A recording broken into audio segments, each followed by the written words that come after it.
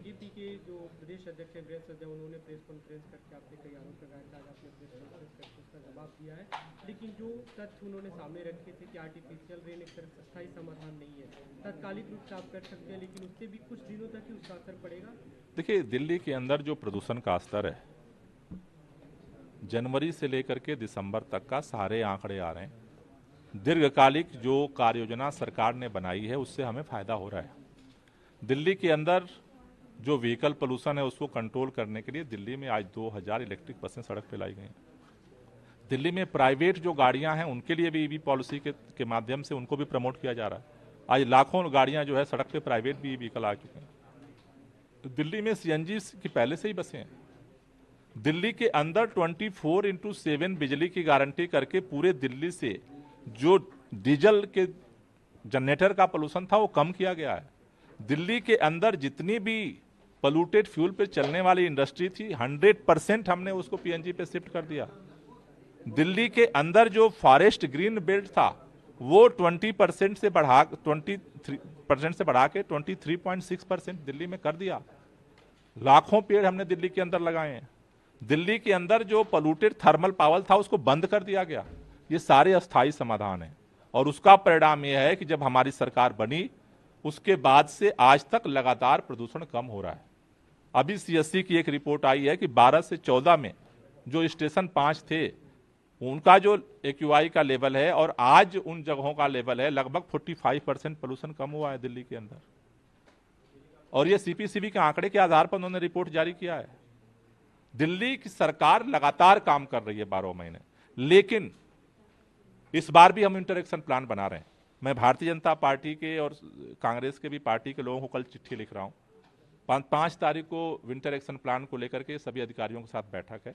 मेरा उनसे निवेदन है कि उनका भी कोई सुझाव है कि भाई दिल्ली सरकार को ये चीज और विंटर एक्शन प्लान में शामिल करना चाहिए, उसको भी हम शामिल करेंगे। आपने कई देशों की बात की कि इन देशों में कराया गया आर्टिफिशियल। देखिए, ये आर्टिफिशियल रेन इमरजेंसी मेजर है। किस समय के लिए? नवंबर के लिए।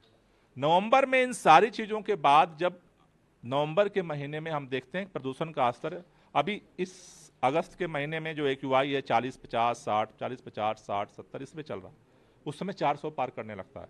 उस समय क्या इमरजेंसी मेजर्स लिया जाए, इसके लिए आर्टिफिशियल रेन की आईआईटी कानपुर ने जो रिसर्च किया है उसके आधार पर हमने पिछली बार उनके साथ मीटिंग की थी। उन्होंने मुझे बताए थे कि इतने सेंट्रल गवर्नमेंट के डिपार्टमेंट हैं जिनका परमिशन चाहिए इसके लिए।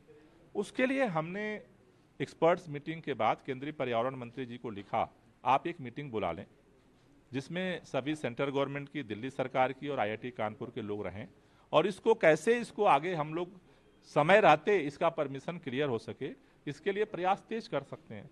मुझे समझ में नहीं आया कि मेरी इस चिट्ठी लिखने पर भाजपा के लोग क्यों नाराज हो गए। भाई, भारतीय जनता पार्टी की बराबर की जिम्मेदारी है दिल्ली के पोल्यूशन की।